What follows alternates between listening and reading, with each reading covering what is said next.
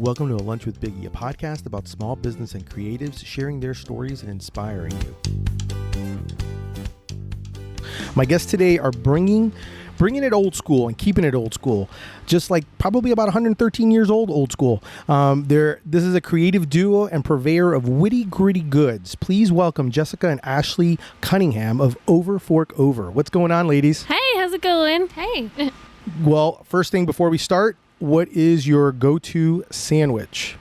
Okay, so I thought about this a lot in preparation for this question because Jessica and I, growing up, have always had like a list of the top 5 sandwiches that we've had. Yes. I love you.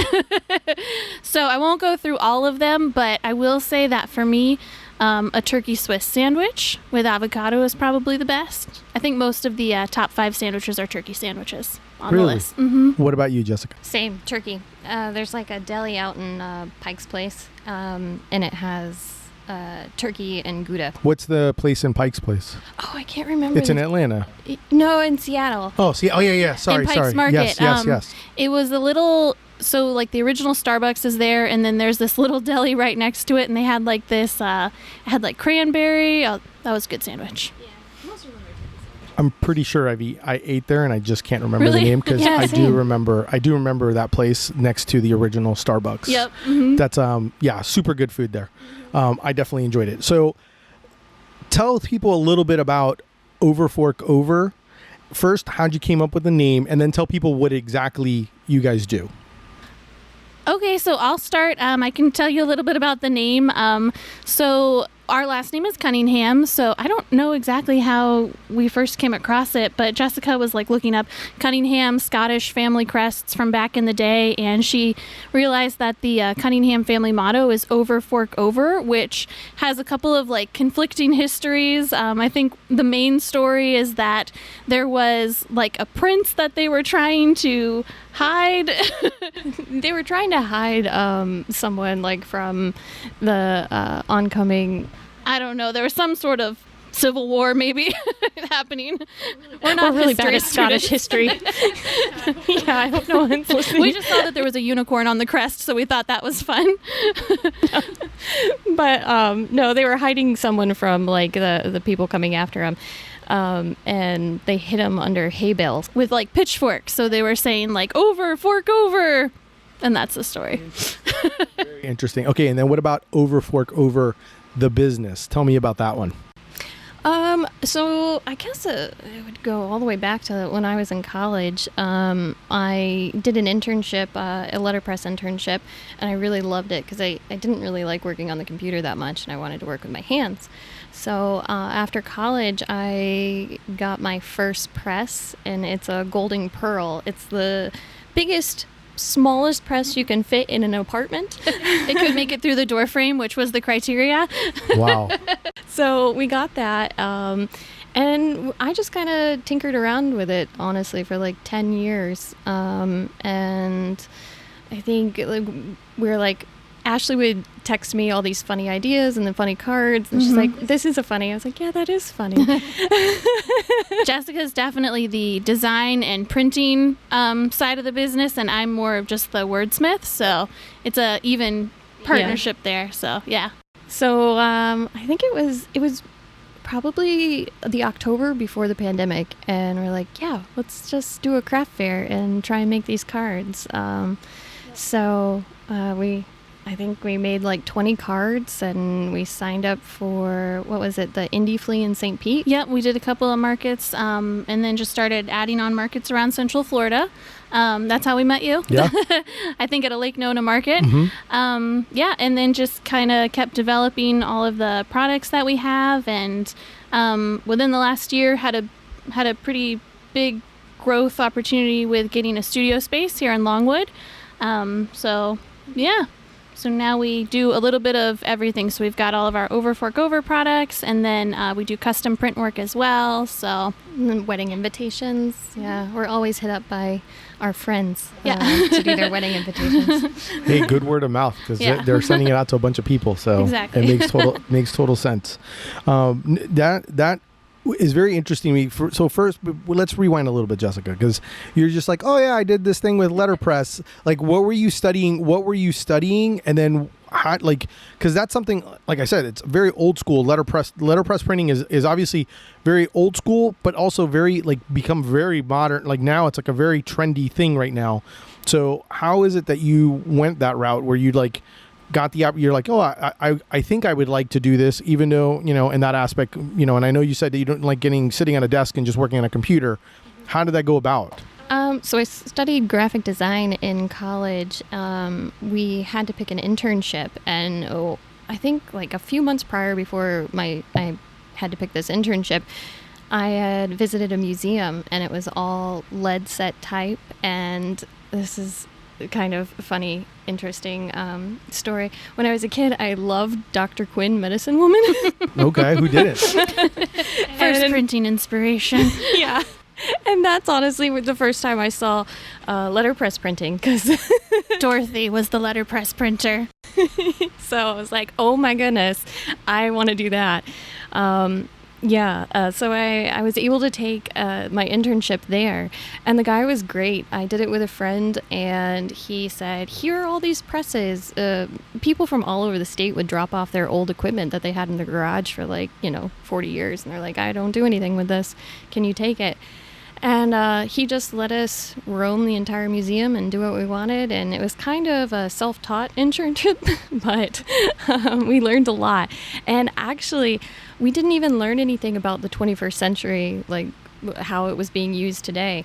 That was after I graduated, and I just was more interested in it, and I kept learning, and we went into polymer, and I learned that you could illustrate anything and put it in the computer and design what you want. And I just love that tactile quality. It's kind of like graphic design, but using your hands to create everything. It's great. No, I think it's amazing. Obviously, I'm a big fan. That's one of the reasons why I wanted to kind of have you girls on the show, just because I love the aspects of it, and we'll kind of go for a little, because I'm kind of curious about how you guys decided to start all this. But I consider the two of you, like, you guys both go together like kind of like a PB&J, right? You're Yeah. sisters.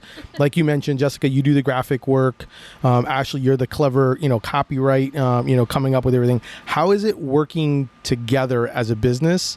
And because basically it's like, it's both your ideas and then having to, like a sandwich, put it together to kind of make something work together. Like, how has that process been? Are you guys very compatible? Are there certain elements that you guys like yin and yang that you fill? How's that work? Yeah, I think, like, for instance, the production side of things is not my forte. That is really Jessica, so she knows that she works better doing that on her own. But I would say that it's pretty easy to bounce ideas off each other because, when you've known someone for your entire life, you're not afraid you're going to offend them if you say you don't like their idea, and vice versa. So works pretty well. Sometimes though it can be difficult. Yeah. Like if I don't like a card idea, I'm like, I don't know. Sometimes I do get offended. That's true. But we have some close friends, and then we just run it by. They're like, We what do we seek think a about this second card? opinion. Yeah. Yeah. Get some outside perspective. How important is it to be different and stand out in this particular business or I guess line of business? Ooh, that's a good question. I think, like you mentioned, letterpress is definitely experiencing a revival, or has been, I don't know, for what would you say, like the last 15, 20 years or so. So there's a lot of competition out there. So, as far as our over-fork over products, I think what's important to us though is that we stay true to ourselves. A lot of our cards speak to like things that we're experiencing. yeah, just everyday life. And I think that really resonates with people. Yeah. It might be the thing that you're too afraid to say, but you really feel, and you realize that everyone else feels it too. My favorite card is our card it's kind of an all occasion card, and it says, "I'm so happy for you in this major life event," and what is it? I'm so happy for you in this major life event, and it's not making me panic or question my own life choices at all. So yeah, we try to come up with things that kind of speak from the heart that other people can relate to. Yeah, no, it makes total sense. I absolutely love that. Jessica, do you have a favorite Over Fork Over product or card? I really like it's simple. It's not as clever as the other ones, but it was one that I came up with. So it's always remember never forget you're beautiful, smart, and funny, and you turned off the iron. That's something, yeah, literally every time I leave the house, I think about that. Yeah. Yep. No, I totally get it. The workshop, I got to see it.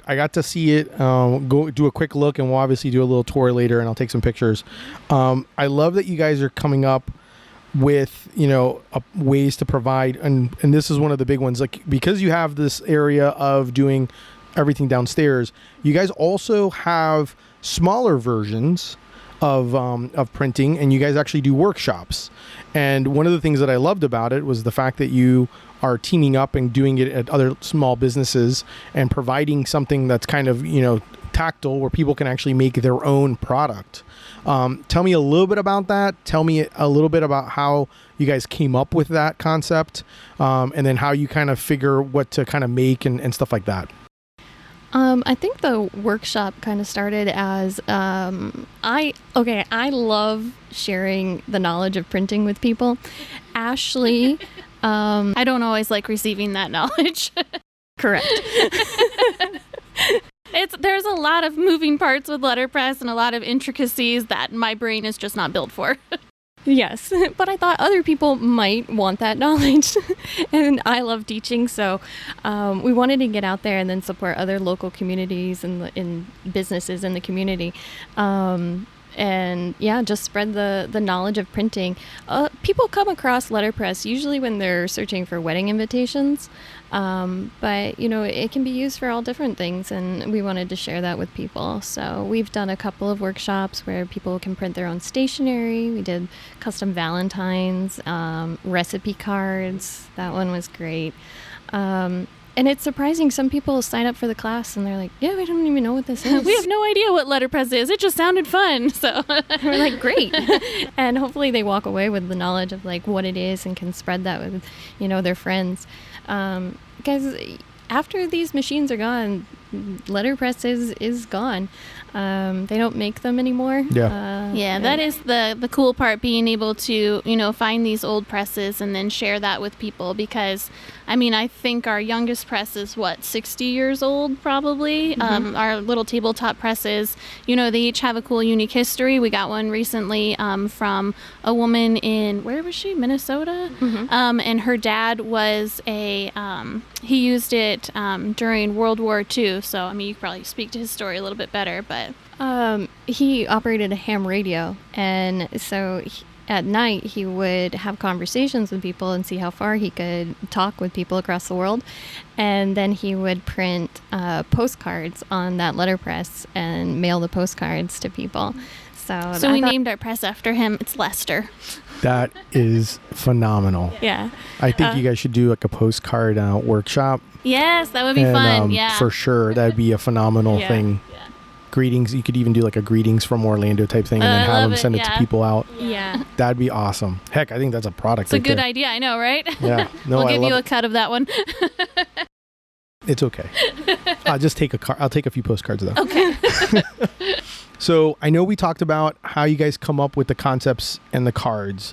Do you guys have, and I know you guys kind of let each other know, but do you have brainstorming sessions? Do you have where do you keep it all? Where's all that go? Because I know ideas come at random times, and so that'll be another one I'll ask after this. When do the most weirdest times come when you guys get ideas? That is the difference between Ashley and I. I have brainstorming sessions, and I'll sit down. Have a brainstorming session. She will not sit down and work with me at all. So I'll get random texts throughout the day. Yeah, with a card idea that came to me. Yep, just randomly. she'll text me like early in the morning and be like, what about this one? I'm like, I don't know, workshop that one. Usually, yeah, when I'm just at work throughout the day, if something comes up, you can't say what's on your mind necessarily when you're in the work environment. So it will inspire a card that I'll send to Jessica. So as far as organization, mostly they are just in a notes app on my phone. But yeah, so she's more... Yeah, her copywriting skills come sporadically. Yes. Sorry, we're near the train if you can hear that. It's okay. It adds to it. Jessica, would you say do you also write them down, or where do you or do you just send them to text them over to Ashley? Yeah, usually, because she's the clever one, and I always need reassurance that it's funny, or because I'll laugh at my own joke. They're funny. I'll always laugh at my own joke, but I'm just like, would other people laugh at that? Yeah, she'll text them to me and say, write that down. I do that sometimes. Sometimes I'll actually, I was just on a podcast that had a guy who he actually got waterproof paper, and he writes notes to himself in the shower, because I do get a lot of ideas in the shower. I don't know. I think it's just because it's like so early in the morning, and it just kind of comes, and then when it hits me, I'm like, oh crap, I got to write this down somewhere. Right. And sometimes late at night it'll happen, and if my wife's on her phone, like if I'm just laying there and my wife's on the phone, I'll be like, text me this, and I'm like, don't answer, just write what I'm saying, just text me this. And I'll just be like some random thing, and she's like, I don't know what this means. I'm like, don't worry about it, I'll tell you afterwards, let me just get it out. So I definitely it's one of those where I'm starting to ask a lot more people where they keep everything, because I literally have like a notes app. I have like notebooks. I have like a whiteboard of just ideas that are constantly just kind of where to put it. So I'm like, it's like a big game of where do you keep it all? Definitely. And if you don't write it down right away, especially the ones that come to you at night, like the next morning you'll be like, oh man, I know I had this great idea, but so it's good that iPhones are water resistant now, so you can keep them here if you're in the shower. Yeah, an idea comes to you. For sure. Since you're using, I guess since you're, one of the big things was like, at what point did you make the decision? Because obviously, like you said, you had a machine in your apartment. At what point did you say, I'm going to actually have to get a larger space and actually start doing it? Because I mean, that's a huge financial commitment to kind of take that. So like, at what point did you just say, we want to do this, and we're going to have to get a space for me to be able to keep all these machines, because obviously I want them and I want to be able to use them? It definitely happens slowly. We have, I think, eight presses now. Yeah. So we had the one in our apartment, and presses have their limitations. So once I kind of tapped out on what I could do on that press, I was like, well, I need a bigger and better press.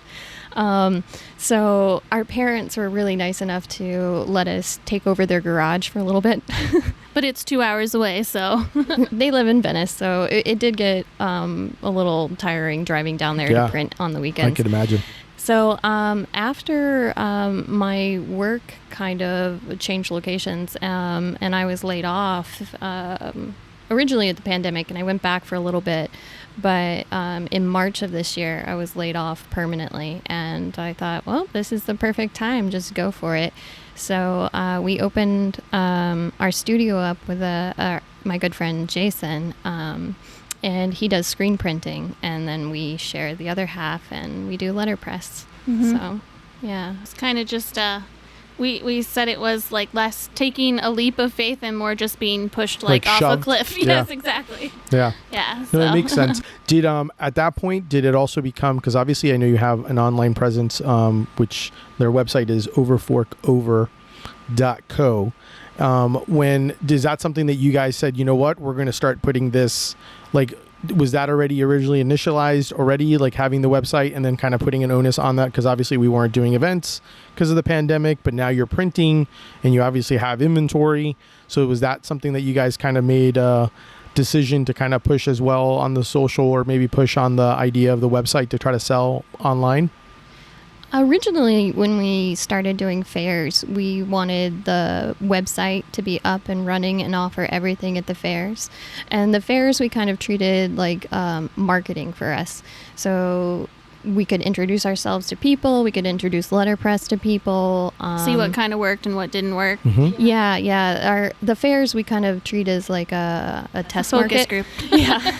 we see what people read and then they laugh at, and we're like, okay, all right, that one was good. Or if they give a strange look after they read one, we're like, oh, hide that card, get rid of that one. That did not approve. Yeah, so we wanted to have the website up there, and so we've been pushing the website a little bit more during the pandemic, just because we weren't able to do fairs, and then we had the opportunity to do the workshops, which that was great. And the same thing. So we treat workshops kind of also like marketing. You know, they get out, they realize it's because some people sign up for the workshop and don't know what letterpress is. Yeah. So, and then they realize like, oh, they have funny cards too. Definitely nice, though, to be moving into more of a post-COVID world where we can get back out in front of people with workshops and fairs and things. For sure. So, yeah. And I meant to ask, when you guys do the workshops, do you bring product to sell as well, or do you just do the workshop? We just do the workshop, yeah. We give everyone either like a little gift, like a journal or one of our enamel pins, and that has our information. It's like a little teaser. Thanks for taking That the time is to learn ideally something that we will be better at, is bringing products with us. And the only reason I'm asking is because I'm always curious, because I was doing before pandemic, and a little bit probably before pandemic even happened, I was doing like a monthly sandwich eat-up event, and I was doing events. Oh, okay. And when I was doing those events, my whole thing was to build community, kind of marketing, tell people about me, show people my passion of sandwiches, introduce people to other small business. But I never sold anything at those events. And I did over 60 of them. And until like towards the end, I started then bringing product. But the reason I didn't do it was because my whole thing was I really did want to build community. I had like little trinkets and buttons and stuff like that, stickers. But my whole thing was I never wanted people to feel, I wanted people to see my passion, and I didn't want them to actually see, and I know it's horrible. This is like where it's like, hey, he's bad at business. Because I didn't want people to feel like I was like, hey, buy my stuff. Yeah. It was more of like, hey, this guy's obsessed with sandwiches, which then means every time they see a sandwich related thing, they then now think of me, which then thinks of Deli Fresh Threads. Like that's how I took the marketing. So I'm kind of glad that you guys used, and that's kind of how I also use events as well. Like a lot of times when you talk to someone who doesn't have a love for their business, or maybe is not seeing that this is like a long process of building engagement and all those things, sometimes they don't realize that, when you hear everyone, like a perfect example, I'll have like someone, maybe a family member or someone go like, how many shirts you sell? And like, they don't look at it as like, how many eyes saw you? Like how many people like actually spend time talking with you, or now we're like looking at your stuff, or spend some time with you, and then now they remember who you are, and they want to kind of later on come back. Yeah. They don't look at it that way. They look at it as how much money did you make? Exactly. And so starting out, the most flattering and fulfilling part was having people come up and say, just laugh. They're like, oh, just like appreciate the hilarious. cards. Yeah, or really resonate with it. We have a tote bag that's like keys, phone, wallet, anxiety meds. Yes. And it feels so great when people really like resonate with that tote bag, and they're like, yes, that is exactly how I feel. You're like, you're not alone. Yeah, that's same. No, it makes total sense. What's some advice you would want to give someone that's wanting to start something on their own? I think kind of touching on what you just said is that it does take time. I mean, this is something that printing has been a passion of Jessica's for over 10 years since she graduated college. So, yeah, I would just say patience. Yeah, just patience, and faith, I guess, that it'll work out. Just keep going. And pushing yourself out of your comfort zone. Social media is probably not our strong suit, but that's where things are these days. That's where, you can spread your we work your on, image. 100-year-old machines. Yeah, and exactly. Then we have to bring that into the 21st century. Exactly. We're getting a TikTok. Here we go. Get a TikTok. That's what, That's what the kids say, right? That's what the get kids a TikTok. say. Get a TikTok, Gonna do some or of those get a challenges. reel, or get a reel. Oh yeah, I've done a couple of reels. Yeah. Yeah. No, you can definitely do some cool stuff with the machines, and you can actually tell stories. I think it'd be cool to tell stories about those, your machines, like the whole Lester. Like, I think that would be like a phenomenal, like, hey, meet Lester. And then it's like, and then have like the pop-ups of things. Don't get me going. Yeah. I mean, it's funny. And I don't know if you ever have this, but it's always easier to give advice to other people to then actually get creative for your own. Which is always one of the reasons why I do like sometimes brainstorming with people, just because you get a different perspective, or at least if they're people that are creative and have an idea of what you want, you can kind of bounce, and then it kind of builds momentum, almost like a snowball. For sure. So, yeah, that definitely is something that I always appreciate and that's one of the reasons what I miss about doing markets is being able to be around other small businesses. We're all doing the same thing, that whole passion of like trying to build your own little business, and just, like, we're all here together, and like, let's help each other out and see what we can do. So, yeah. And there's been so many cool makers that we've met just doing these fairs the last couple of years. So it just opens your eyes to all the creativity that's within the community that you maybe didn't know was there before. What would you say is your why? Mine might be a little different than Ashley's. I mean, my why is letterpress is a part of history, and I want to keep it going. I want other people to know about it.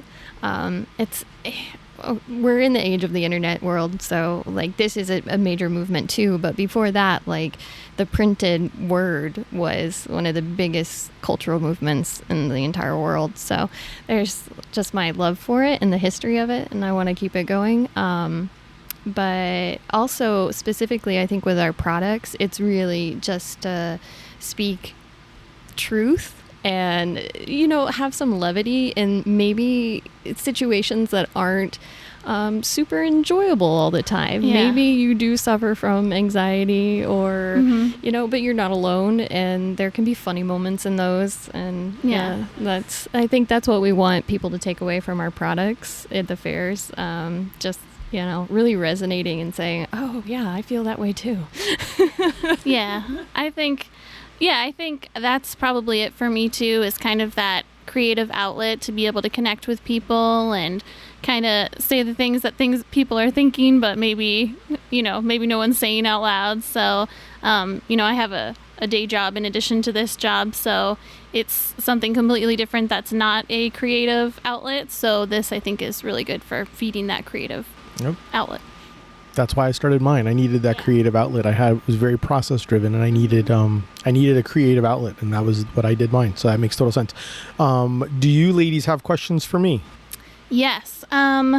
So you are an extrovert. Would you say that's a fair title? Sure. Okay. Yeah, I think so. So I would say Jessica and I lean more toward the introvert side. So I'm especially introverted. Yeah, especially Jessica. So what kind of advice would you have for introvert makers on, kind of putting yourself out there? And you talked about the meetups, which was pretty cool, because we've outside of craft fairs and workshops not done anything like that. So yeah, I will say that is one of the hardest parts is especially if you're introverted, because we already have kind of like that hurdle. I feel like we all mentally have a hurdle where you kind of you can always talk yourself out of anything, or you feel like most of the time I hear people don't like their voice, don't like the way they look on video, and so therefore they don't do any of those things. But at the same time, my advice definitely for introverts is that to a certain degree, people especially when there were small businesses like ours, like you're part of that business. You know what I mean? Like your personality is those cards, right? So therefore, like it's perfect. It's a great, maybe come up with a creative, since you guys are creative, come up with a creative way where you're able to use, maybe you're introvert, but maybe instead of maybe it's word bubbles popping up and things like that, where it's like, and because there's certain ways that you can create certain things. You just have to figure out what are you most comfortable with. Like I'm very proud. I have like a lot of people that I'm friends with. Like once again, I think I mentioned it's always easy to be able to give advice for someone else, but to take your own advice. And so I appreciate when I actually I love helping other small businesses in the sense that I want everyone to succeed. So a lot of times I'll be like, hey, perfect example. I had one of my former guests, Bratz Beard Care. I've been telling him forever dude, you have to make videos about your product, give tips about beard oil, and like I'd even send him messages like ask as on my personal one going, hey, tell me a little bit about your beard oil. Like I kind of like try all different things to see if I can get him to do it. And then he finally just said, and I kind of was like, and I've been using this lately a lot more because I just watched Luca from on Disney Plus, and I'll admit I am like Luca sometimes in that case. There's that inner voice that talks to you and tells you no. And in the movie, there's a part where he's like, Silencio, Bruno.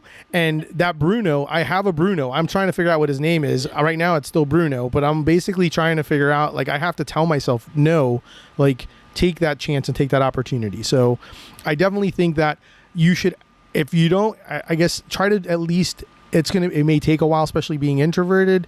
I would say at least try little mini steps to feel like at least a little bit uncomfortable, and get yourself out there. Because I think that if people really see, just kind of like how I've had an opportunity, as much as like I hear people tell me that they're introvert, but then maybe I'm so extroverted that it makes them comfortable enough to talk to me. But I don't know if that's part of it, but at least try to like, the more people can see you or talk to you, and not just in social, but like doing an event, nothing worse, in an event when you have an owner that doesn't care. And you ever go to those fairs, like, when you go to a fair and like you walk and the person's just like not looking at you, and even though it may not be that they're rude or anything, they're just introverted and they feel they're shy. It never hurts to just say hi or smile, and even just go that route and just be like, oh, what do you think? Or, and then when they start talking to you, at least start answering them. So, I mean, definitely try to make an attempt to get a little bit uncomfortable. I think the more you do it, the more times you become a little bit uncomfortable, it adds up to then you start making progress on where you want to go. Awesome. That's good advice. We will definitely sorry for the long-winded answer. No, that's... Jeez. Should have been taking notes. Do you have anything else? So you said you've been doing your business for, you said 8 years, right? 8 years. 8 years. So what do you wish you had known when you started? Since we're a couple years into this, experience-wise, more than that, but actually producing products, and we're relatively younger. So what advice do you wish you had known? So for me, I would definitely say that, for me, my thing would be my brand is, and it's something that I still struggle with now. My brand is my baby. So a lot of times when your brand's your baby, you then tend to be a little bit less flexible on trying to do things. So for me, I can safely say that like my biggest issue was I didn't sell at markets probably for the first 2-3 years of being in business. And the reason I didn't was because I kept saying no, but this, or my shirts have to be wrapped. So therefore, how do I do this? And how do I do that? And then I kept giving myself no's. And so I got in my own way. And then, so because of that, it's kind of, I feel like in some cases can delay your progress, because I probably could have done more wholesale if I was more open to it, in the sense of like, no, I want everyone to experience my shirt to be wrapped, and things like that. And you really can't do those things if you want certain progress. Like you need to kind of go the route of like, and in my particular case, like I'm looking at doing more wholesale and finding a way of keeping a flavor of how my brand is about, but at the same time, like people love my designs. They care about the experience, but they love the design, and I really shouldn't hinder myself to that. So it should be like an experience if they buy from me online, but if I go wholesale and sell outside, doing that, I think that's one aspect that I definitely think is to kind of look at what works, and if something's not working, have the mindfulness to say, hey, I'm willing to make this change, and don't get stuck on your ways. Because if you're stuck in your ways, you're not going anywhere, and then you stay stagnant. And then once you start getting stagnant, then you start kind of almost sometimes having the doubt, like the doubt that we all get. You'll get more doubt, and then that starts building up, and then next thing you know, you're giving up. And I never want anyone to do that. And that's something that I would probably say is, for me, has been one of my big things, that sometimes I just got kind of caught up on my own self on what I wanted to do. And I'm kind of, basically the pandemic has forced me to be like, you know what, like, screw it. Let's let's do it. Let's do different things and let's try things, and definitely collaboration I think is another big one. I think the more people you can collaborate, sometimes it's not about money, sometimes it's just about, kind of creating that, kind of getting more eyes on you and kind of building that partnership. I think the more you can do that, I think that also helps. That's awesome. Yeah. I think that's really good advice, and that's something that I think we kind of confronted this year too. Is we came up, I don't know if we came up with the saying, but don't let perfect be the enemy of done. So that's kind of, I love it. Yeah. I love it. That's way more. One of us is a perfectionist. It's not me. I was going to say that's way more eloquent than progress over perfection. Where can people find you on social and shop and support you? Our Instagram is overforkover_co, just CO. Our website is overforkover.co. Am I forgetting anything? I think that's pretty much it. And you'll soon be on TikTok. We'll soon be on TikTok. Watch for our reels. Yeah. Reels, we hear that's where it's at, so we're going to have lots of reels. You're going to press on. I gotcha.